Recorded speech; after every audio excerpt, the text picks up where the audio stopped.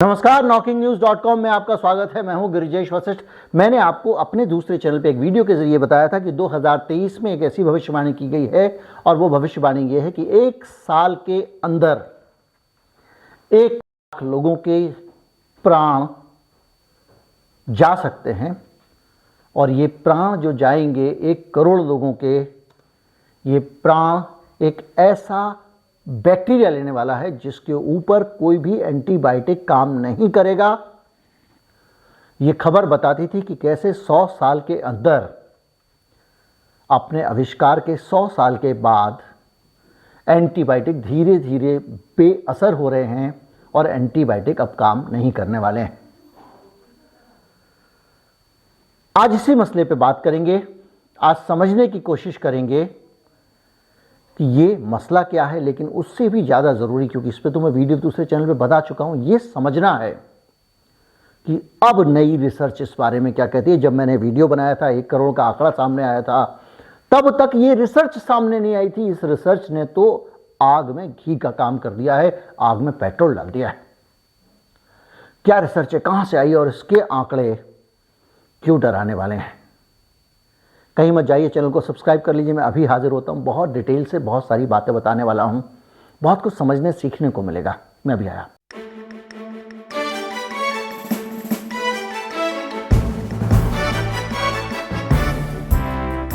अपनी रिपोर्ट में गिरिजेश वशिष्ठ चैनल पे मौजूद है, 2-3 दिन पहले का ही मसला। अगर आप @गिरिजेश KN लिखेंगे तो आपको वो चैनल एक्सेस हो जाएगा, सर्च करिए, मिल जाएगा। मैंने आपको बताया था कि किस तरह से एक नया कंसेप्ट नया नहीं है, 20 साल पुराना है, किस तरह से इस तरह के नए बैक्टीरिया पैदा हो गए हैं जो मनुष्य के किसी भी वॉर का मुकाबला कर सकते हैं। हमारे पास, हमारे मॉडर्न मेडिकल साइंस में, आधुनिक चिकित्सा पद्धति में बैक्टीरिया को मारने का एक ही तरीका है और वो है एंटीबायोटिक। जब एंटीबायोटिक नहीं थे तो बहुत सारे तरीके थे। लोग कुछ कीड़े पालते थे, जैसे चंगेज़ खान का मैंने बताया था उस वीडियो में कि चंगेज़ खान अपनी फ़ौज के साथ में बहुत सारे कीड़े लेकर चलता था। जब उसका कोई फ़ौजी घायल हो जाता था तो वो कीड़े बांध के ड्रेसिंग की जाती थी। वो कीड़े इन्फेक्टेड कोशिकाओं को ही खाते थे, अच्छी कोशिकाओं को नहीं खाते थे, और धीरे धीरे करके सारे के सारे इन्फेक्शन को ख़त्म कर देते थे। लेकिन जब अलेक्जेंडर फ्लेमिंग ने एंटीबायोटिक का आविष्कार किया, उसके बाद में लोगों को सरल तरीका मिल गया। एक गोली खाकर आप इन्फेक्शन को ख़त्म कर सकते थे, तो धीरे धीरे वो परंपरा ख़त्म हो गई। लेकिन अति हर चीज़ की बुरी होती है। बैक्टीरिया को जब इससे खतरा होने लगा एंटीबायोटिक से, तो उसने भी अपना काम करना शुरू कर दिया। हम सब जो ईश्वर के यहाँ पे धरती पर जिसको भेजा है, ऊपर से ईश्वर ने, गॉड ने, अल्लाह ने, प्रभु ने, जो नाम आप देना चाहें, निराकार देना चाहें, साकार देना चाहें, आपकी अपनी आस्थाओं का मामला है, उसने हम सबको एक विलक्षण ताकत देकर ऊपर से भेजा है। और वो ये है कि हम अपने आप को खतरों के मुताबिक ढाल लेते हैं। इसीलिए कहाँ कभी आदमी बंदर रहा होगा। धीरे धीरे धीरे धीरे इतने इन्फेक्शन आए होंगे, इतनी मुसीबतें आई होंगी, आज भी जिंदा खड़ा है। कोरोना वायरस आया, अफरा तफरी मच गई, लेकिन सबके शरीर ने एक एक बार कोरोना होने के बाद नेचुरल इम्यूनिटी के ज़रिए अपने आप को तैयार कर लिया। अब कोरोना वायरस, पहले अल्फ़ा आया तो कितना बवाल हुआ, डेल्टा आया, अब उसके बाद में जब ओमिक्रॉन आया तो मानव शरीर को फ़र्क ही नहीं पड़ रहा था, आ गया चले जाओ। लेकिन ये तो वायरस था, इसका मुकाबला शरीर ने सीख लिया। लेकिन जो बैक्टीरिया आते हैं, जब वो शरीर में आ जाते हैं तो वायरस की तरह उनका लाइफ साइकिल नहीं होता कि वो इतने दिन में ख़त्म हो जाएंगे। बढ़ते रहते हैं, बच्चे पैदा करते रहते हैं। बैक्टीरिया वायरस से बहुत बड़ा होता है। तो जब वो अंदर आपके आ जाता है तो डॉक्टर आपको देता है गोली एंटीबायोटिक की। एंटीबायोटिक की गोली बैक्टीरिया को मार देती है और आप अच्छे हो जाते हैं। लेकिन अब धीरे धीरे करके वो जो गोली आप देते हैं एंटीबायोटिक, जैसे हमको कोरोना से फ़र्क नहीं पड़ता, ऐसे एंटीबायोटिक से अब बैक्टीरिया को फ़र्क नहीं पड़ रहा। फ़र्क इसलिए नहीं पड़ रहा है, जिसके पीछे वैज्ञानिकों ने जो वजह निकाली वो ये है कि हम सबकी लापरवाही है। लापरवाही ये है कि अंधाधुंध हम लोग एंटीबायोटिक का इस्तेमाल करने लग गए। डॉक्टर के पास आप जाएंगे, डॉक्टर आपको जो है वो कहेगा लो भाई खा लो आप एंटीबायोटिक। एक एंटीबायोटिक है, उसको कम से कम 5 दिन देंगे, तभी आपके अंदर के सारे एक एंटीबायोटिक, मान लीजिए कोई भी उसका नाम हो सकता है, तभी आपके अंदर से सारे के सारे बैक्टीरिया मरेंगे। आपके शरीर में 5 लाख बैक्टीरिया थे, उसने दवा दी, 5000 बच गए। 2 दिन में आपको आराम पड़ गया। बहुत सारे इस देश में डॉक्टर पुड़िया में दवा देते, 5 दिन की लिखते भी नहीं है, कहते 2 दिन बाद फिर आना दिखाने। आदमी जाता नहीं, कहता मैं ठीक हो गया, अब क्या करूंगा। अब वो जो बच गए थे बैक्टीरिया, वो बैक्टीरिया फिर बढ़ना शुरू होते हैं, तो उनको कभी तो शरीर का प्रतिरक्षा तंत्र मार देता है, कभी जब वो उसने खांसा या किसी और तरीके से वो बैक्टीरिया जब दूसरे व्यक्ति के अंदर जाएगा, उसके अंदर वही डॉक्टर साहब दवा देंगे उसको, वही दवा, तो वो बैक्टीरिया उस दवा का मुकाबला करना सीख चुका है, उस दवा से असर नहीं होगा। मच्छरों में आपने देखा होगा, पहले आप टिकिया लाते थे, अब मच्छरों के टिकिया से अलग नहीं असर नहीं होता, फिर आपने वो बॉटल लानी शुरू की, फिर बाद में उसकी भी आदत पड़ गई। ऐसे ही बैक्टीरिया को भी अलग अलग चीज़ों की आदत पड़ जाती है। ये आदत डालने की जिम्मेदारी के पीछे कई कारण पता करे चले, और जो बताते हैं वैज्ञानिक वो कारण ये है कि ये पहला कारण ये है कि जो आप दवा खाते हैं अधूरी छोड़ देते हैं। दूसरा कारण ये है कि डॉक्टर भी जहाँ ज़रूरत है एंटीबायोटिक की और जहाँ नहीं है वो लिख देते हैं, सावधानी के तौर पर लिख देते हैं। किसी आदमी को वायरल इन्फेक्शन हुआ, वो सावधानी के तौर पर लिख देते हैं कि कहीं ऐसा ना हो कि इसमें अभी इसके अंदर मामला हरा है भाव और कीटाणु भी आ जाए और हमला ना कर दे, तो उसके लिए दवा पहले से दे दो। इसके कारण क्या हो रहा है कि बहुत सारे बैक्टीरिया अब एंटीबायोटिक से लड़ना सीख गए हैं। ये समस्या छोटी थी, फिर पता चला कि साहब जो मुर्गा पालन हो रहा है, मुर्गी पालन हो रहा है, वहाँ पे भी वो लोग उनके दाने में उनको एंटीबायोटिक खिलाए जा रहे हैं, ज़रूरत है या नहीं, ताकि हमारी मुर्गियों को इन्फेक्शन ना हो, मुर्गी हमारी ना जाए। हमको मुर्गियाँ बड़ी करनी है, अंडे निकालने, मुर्गे बड़े करने, बेचने हैं, तो मरने नहीं चाहिए।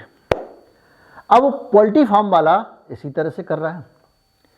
इसी तरह से आप दवा कंपनियों को देखेंगे, दवा कंपनी जो दवा बना रही है वो अपना फालतू बचा हुआ पानी, सफाई का पानी या उस बनाने की प्रक्रिया में निकला हुआ पानी नालों में बहा देती है, तालाबों में चला जाता है, नदियों में चला जाता है। उस पानी में भी एंटीबायोटिक है।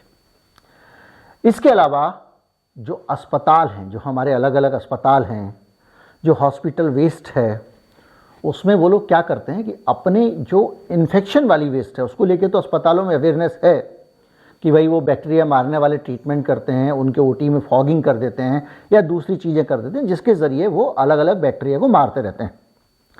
लेकिन जो एंटीबायोटिक है वो ना जाए इस तरह से पर्यावरण में, इसके बारे में कोई जागरूकता नहीं है। तो नाली में गया आपका एंटीबायोटिक, इधर से एंटीबायोटिक गया, उधर से एंटीबायोटिक गया, और ये सारा एंटीबायोटिक जो है ये धीरे धीरे करके एक बड़ी समस्या बनता जा रहा है। अब जो रिपोर्ट आई है वो रिपोर्ट है लांसेट की। लांसेट एक बहुत बड़ी रिसर्च पत्रिका है और दुनिया भर में मेडिकल रिसर्च के तौर पर वो शोध प्रकाशित करते रहती है। और एक द लैंसेट प्लानेटरी करके उनका एक पब्लिकेशन है, उसमें ये रिपोर्ट आई है और वो ये कह रहा है, रिपोर्ट कह रही है, ये रिपोर्ट उसके बाद में है जो पहले वाला था, और ये रिपोर्ट कह रही है कि जो सुपर बग का खतरा है, इस तरह के बैक्टीरियाज का खतरा है जो अलग अलग एंटीबायोटिक से नहीं मर रहे हैं, वो खतरा बढ़ने के पीछे एक बहुत बड़ी वजह भारत और चीन के ऊपर ये स्टडी है। और वो कह रहे हैं कि इसकी सबसे बड़ी वजह है पीने का पानी। यानी जो पानी हम पीते हैं उस पानी का उन्होंने अध्ययन किया। 2006 से लेकर 2019 तक जो अलग अलग वाटर ट्रीटमेंट प्लांट हैं वहाँ से जो पानी निकलता है उस पानी का अध्ययन किया। जब पानी निकलता है ट्रीटमेंट प्लांट का, आपका क्या रहता है पूरा का पूरा भूमिका, टीडीएस ज़्यादा ना हो। आपका क्या ध्यान होता है, उसमें बैक्टीरिया ना हो। तो जो नगर निगम के या दूसरा म्यूनिसिपैलिटी के, जल बोर्ड के, वाटर वर्क्स के, जो भी आपके शहर में उस डिपार्टमेंट को कहते हैं, उसके जो इंजीनियर हैं उनका भी फोकस यही है। लेकिन जो पानी वो ट्रीट कर रहे हैं, वो पानी जिन जल स्रोतों से आ रहा है, उन जल स्रोतों के अंदर एंटीबायोटिक के रेसिड्यूज हैं, यानी बचा हुआ एंटीबायोटिक पड़ा हुआ है। उस पानी को वो फिल्टर करके आपको भेज देते हैं और एंटीबायोटिक आपके घर पे आ जाता है।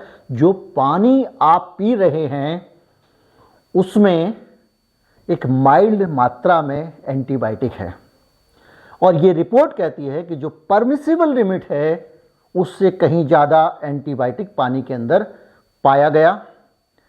इस रिपोर्ट को जो तैयार किया गया है वो किया गया है 2006 से लेके 2019 के बीच में, और इसके अलावा इसमें स्वीडिश रिसर्च काउंसिल ने इसको फंड किया है, और एक लंबी स्टडी है 2006 से लेकर 19, एक लंबा समय 13 साल का। और इस 13 साल के बीच में उन्होंने पाया कि भारत और चीन, दो देशों को खास तौर पर उन्होंने कहा है, वहां पे एंटीबायोटिक पानी के अंदर मिल गए हैं, जमीन के अंदर पानी में। मैंने एक खबर छापी थी, उस वक्त यूट्यूब चैनल नहीं था हमारा, knockingnews.com वेबसाइट थी। हैदराबाद में एक झील है, और उस झील के अंदर वहां पे जो फार्मा कंपनियां, उनका वेस्टेज इकट्ठा होता रहता है, और उस झील में असंख्य सुपर बग थे, यानी ऐसे बैक्टीरिया थे जो जिसको लग जाए वो आदमी को एंटीबायोटिक काम नहीं करेगी, भले जो कुछ हो जाए। इसी तरह से फ्रंटियर्स की रिपोर्ट है, ये कहती है, ये मेटा एनालिसिस आया है, वो ये कहता है कि एंटीबायोटिक रेसिस्टेंस जीन्स मिल रहे हैं। किसके अंदर? बैक्टीरिया के अंदर। यानी बैक्टीरिया के जीन्स में बदलाव हो गया है, और वो जो जीन्स बदल गए हैं वो एंटीबायोटिक का मुकाबला करने में सक्षम हो गया है। तो जो पीने का पानी है, हमारे घर पे पीने का पानी आ रहा है, 2006 में तो जांच शुरू हुई है, उससे भी 10-15 साल पहले से आ रहा होगा। सुपर बग के बारे में लोग बहुत पहले से जानते हैं। ये जो पानी है ये कहीं ना कहीं किसी ना किसी तरीके से, अगर आपको घुमा फिरा के, लंबा करके, बड़ा चढ़ा के भी कहना हो तो आप कह सकते हैं मौत का पानी हो गया फिर तो भैया। तो ये जो मौत का पानी आ रहा है इतने समय से, क्या इसको लेकर किसी की अकल इस देश के सिस्टम में काम नहीं करती? इतने बड़े बड़े वैज्ञानिक हैं, इतने बड़े बड़े एक्सपर्ट हैं, पूरी दुनिया में जाते हैं घूमने के लिए। आज प्रतिनिधिमंडल जा रहा है स्वीडन घूमने, आज अमेरिका जा रहा है, आज फ्रांस जा रहा है, आज इस मंत्रालय का जा रहा है।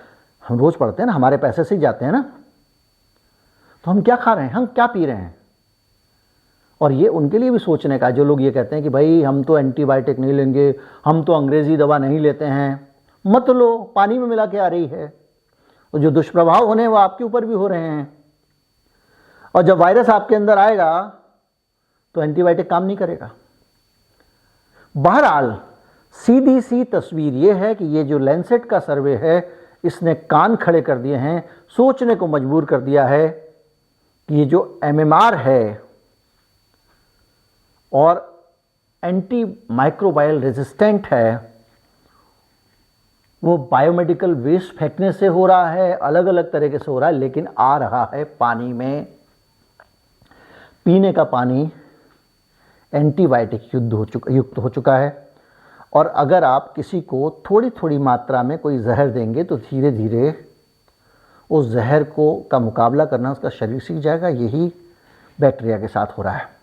तो जो 1 करोड़ की भविष्यवाणी थी, इस रिसर्च के आने के बाद हो सकता है एक और भविष्यवाणी आए, ज़्यादा खतरनाक हो, ज़्यादा बड़ी हो, जो भी हो। लेकिन चिंता का विषय है, क्योंकि दुनिया में अगर एंटीबायोटिक काम करना बंद कर देंगे, अभी भी एंटीबायोटिक काम करना बंद कर रहे हैं, अपने डॉक्टर से पूछिएगा। अभी जब आप जाते हैं तो डॉक्टर अगर आपको एक एंटीबायोटिक देता है तो ज़रूरी नहीं है वो असर करे। और ख़ास तौर पे जब अस्पताल में मरीज़ भर्ती होता है, कुछ गंभीर अवस्था होती है, तो डॉक्टर्स को कल्चर टेस्ट करना पड़ता है। उन्होंने एंटीबायोटिक दिया, असर नहीं कर रहा, भैया कल्चर कर लो। कल्चर में क्या होता है, एंटीबायोटिक में वो बैक्टीरिया को रखते हैं, खिलाते पिलाते हैं, मोटा ताज़ा बनाते हैं, उसकी आबादी बढ़ाते हैं। फिर आबादी बढ़ाने के बाद एक डिश पे रख के अलग अलग तरह के एंटीबायोटिक डाले जाते हैं, और उसके ज़रिए डॉक्टर पता करता है कि इस बेशरम बैक्टीरिया पे कौन सा एंटीबायोटिक पहला, कोई एक तो कर रहा होगा, फिर पता चलता है, एक रिपोर्ट आती है कि भाई ये 3 एंटीबायोटिक ही इस पे काम कर रहे हैं, बाकी को इसका डीएनए मुकाबला करना सीख गया है। फिर वो एंटीबायोटिक दिए जाते हैं। कभी कभी वो इंजेक्टिवल ही होते हैं, खाली इंजेक्शन में ही आते हैं। और ऊपर उससे भी बुरी बात है कि कई बार जब उस एंटीबायोटिक का भी आप नहीं तो दूसरा नहीं तो तीसरा नहीं तो कोई और अगर पूरा कोर्स नहीं करेगा, पूरा डोज नहीं लेगा, तो फिर उस एंटीबायोटिक के लिए भी डीएनए तैयार हो जाएगा। ये है बहुत बड़ा खतरा। उम्मीद करता हूँ कि इसको आप समझ गए होंगे। उम्मीद करता हूँ कि ये आवाज़, देखिए अब आप उसको नगर निगम को नहीं बोल सकते कि भाई तू पानी अपना फ़िल्टर करके एंटीबायोटिक करके दे, कैसे बोलेंगे। ये जानकारी को लेकर जागरूकता लाई है। वीडियो को लोगों के पास भेजिए, लोगों से कहिए कि इस पे बात करें, आवाज़ उठाएं, सोशल मीडिया पे लिखें, सवाल पूछें। जब माहौल बनता है तो सरकार को भी लगता है कि भाई इस तरफ भी ध्यान देना चाहिए। और इसके लिए बहुत ज़रूरी है कि इस वीडियो को आप लोगों से साझा करें, अपने दोस्तों को इसके बारे में बताएं, इसके बारे में डिस्कशन करें कि सरकार हमको क्या पिला रही है। नमस्कार।